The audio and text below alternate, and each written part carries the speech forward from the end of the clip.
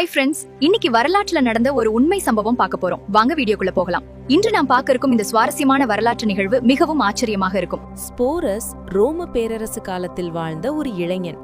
அவன் வாழ்க்கை சாதாரணமாக தொடங்கியிருந்தாலும் நீரோ மன்னன் அவனை விரும்பியதும் எல்லாம் மாறிவிட்டது என்று பழைய வரலாற்று குறிப்புகள் கூறுகின்றன.